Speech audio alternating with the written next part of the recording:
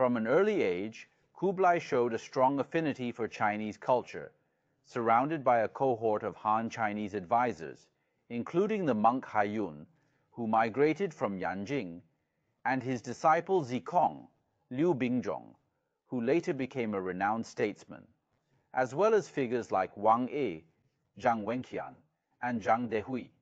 Those people were all Han Chinese. Notably, during this era, Han Chinese referred to those in the Jin State region, distinct from Southern Chinese in the Southern Song Dynasty area. These advisors imparted considerable Confucian knowledge to Kublai. Kublai Khan's primary concerns included effective governance through Confucian principles, advancements in medicine, agriculture, and the facilitation of translation services. Historically, Mongols discouraged farming as it hindered horse mobility, so they converted conquered lands into pasture. However, Kublai recognized the long-term unsustainability of this policy, advocating for agricultural revival. He staunchly insisted that his officials assist peasants in resuming agriculture, and actively sought to learn Chinese governance practices such as taxation and fiscal policies from Han advisors. Additionally, Kublai established his court at Jinlianchuan along the Luan River in present-day Inner Mongolia. In 1253, he was granted the territories of Guangzhong, a challenging region to develop due to long-standing conflicts. Notably, in 1219, the well-known Chu Chuji journeyed west on the orders of Genghis Khan and met him in the deserts, a story immortalized in the film An End to Killing, where Chu Chuji advised Genghis Khan to reduce bloodshed. This event significantly elevated the status of the Quanzhen sect, whose disciples later seized lands, particularly Buddhist temples and Confucius temples, causing turmoil. Upon Kublai's arrival in Guangzhong, the eminent scholar Yuan Haowen sought his patronage, proposing Kublai as the big master of Confucianism so he could become a protector of Confucianism against the excesses of the Quanzhen sect, an offer Kublai gladly accepted due to his favorable impression of Confucian teachings. Furthermore, Kublai reformed governance, insisting Mongolian officials refrain from arbitrary executions, which was prevalent at the time. For instance, an official sentenced a minor criminal offender to a caning and then released him. However, he received an exceptional sword as a gift soon after that. So the official recalled the criminal to test the sword by beheading him, illustrating the widespread disregard for life under Mongolian rule, a situation Kublai sought to rectify through legal reforms.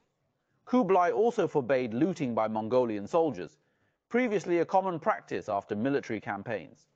They would go back to the steppe after plundering because they didn't like to live in the city. Instead, he instituted taxation policies and a new monetary system. This marked a significant shift as Kublai's reforms fostered alliances between Mongolian reformists and local Han Chinese landlords and scholars, signaling a pivotal development in Mongolian governance, a progressive faction aligned with local Confucian values and practices. During Kublai Khan's continuous reforms and move towards Han culture, conservative nobles and his brother Mungke opposed him, arguing that these changes were disrupting their traditions and Mongolian heritage. They criticized Kublai openly, leading Mungke to order an audit called Daxingukao, which meant investigating Kublai's affairs and finances for any irregularities. This scrutiny uncovered 142 alleged offenses, leaving Kublai deeply frightened. While Mungke might not have executed him, Kublai's Han Chinese advisors faced severe consequences. Kublai Khan sought advice from his advisors on how to handle the growing distrust from his brother Mungke. Yao Shu, one of Kublai's advisors, proposed a risky solution for Kublai to reunite with Mungke. This meant Kublai needed to live with Mungke, who had grown suspicious due to their physical separation. Bringing his family along, Kublai would live with Mungke, aiming to restore familial trust despite the inherent risks.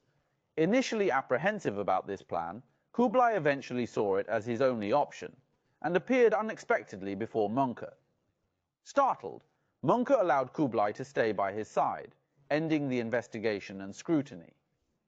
In August 1258, Mungke Khan launched a southern campaign. At that time, the Southern Song Dynasty had not yet been fully subdued, prompting Mungke's military action. During this campaign, Mengke took most of his entourage with him, leaving Kublai Khan behind on the Mongolian steppe due to Kublai's foot injury. Kublai had suffered from this ailment since his earlier years and by his later life, and he was unable to walk and had to travel in a large elephant-drawn carriage. Imagine the spectacle. Kublai seated high atop this vehicle, drawn by 4 elephants. Mengke advised Kublai not to accompany the army due to his physical condition. However, after the main forces departed, Kublai's attendants warned him of the danger of being isolated while Mengke was away, urging him to join the campaign despite his foot ailment. Kublai promptly requested to accompany Mengke to participate in the military campaign against the Southern Song Dynasty. Mengke ordered Kublai Khan to substitute Tatar to lead the Eastern Army to continue the attack on Anjou as planned. Mengke himself captured Daliangping in December. By February 1259, they approached the walls of Haiyun. Wang Jian, the governor of Haiyun in the Southern Song Dynasty, defended fiercely using the natural defenses of Diaoyu Mountain. Despite repeated Mongolian attacks, they couldn't break through, facing a stalemate. With the arrival of summer, disease spread through the army. In July, Mengke fell ill and died outside the walls of Diaoyu city. The Mongolian army hastily retreated north. Diaoyu Mountain, or Diaoyu Cheng, fishing city, died under the walls of Diaoyu Cheng. After the retreat of the Mongolian troops, Kublai Khan felt the military objectives were not complete. So, he decided to venture deeper alone and continue the attack on Anjou. At that moment, Kublai Khan received a letter from his wife. In it, she wrote in a cryptic Mongolian style, "The head of the big fish and the head of the little fish have been severed. Apart from you and Arik Boke, who else is left? Can you come back?"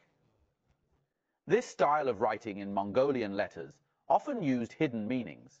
What did the letter mean? Tolui had 4 sons with his legitimate wife, Mengke, Kublai, Hulagu, and Arik Boke. We know that the youngest son of the Mongols is very important. Therefore, Arik Boke had already begun preparations at Kuriltai, preparing to ascend to the throne. Kublai Khan's wife immediately told him, "The heads of the big and small fish have been severed," meaning Mengke had passed away, and she urged him to return quickly, warning that the situation would change if he did not return. Kublai Khan was in a tough spot because the campaign wasn't going well.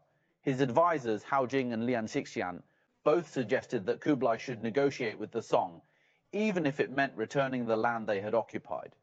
They were basically saying, "We're done fighting, I'll give back the land we've taken, just let us go back." Otherwise, Kublai couldn't even think about withdrawing. They also advised him to quickly head north with his cavalry to control Yanjing and stabilize the situation in the south of the steppe.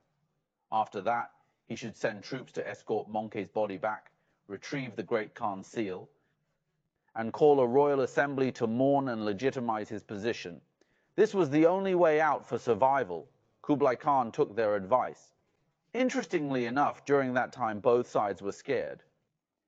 The Southern Song folks were eager to make peace. Cautious Jia Sidao, fearing a showdown with the Mongols, sent his emissary Songjing to propose peace terms. They'd split the Yangtze River as their border, and the Southern Song would pay 200,000 pieces of silk and silur annually to the Mongols. Kublai Khan, desperate for a way out, agreed immediately.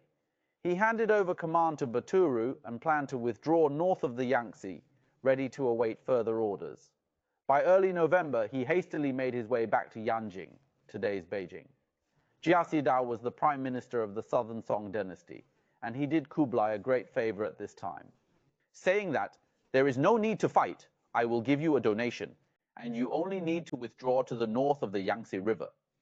When Arik Boke was serving as regent in Mongolia, he planned to convene the Kuriltai, but Kublai Khan returned and preemptively convened it himself.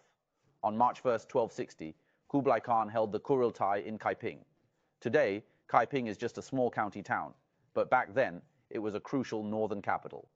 After convening the Kuriltai in Kaiping, Kublai Khan ascended to the throne on March 24, 1260, issuing a proclamation of succession. In his proclamation, Kublai Khan reflected on the achievements of his ancestors over the past 50 years.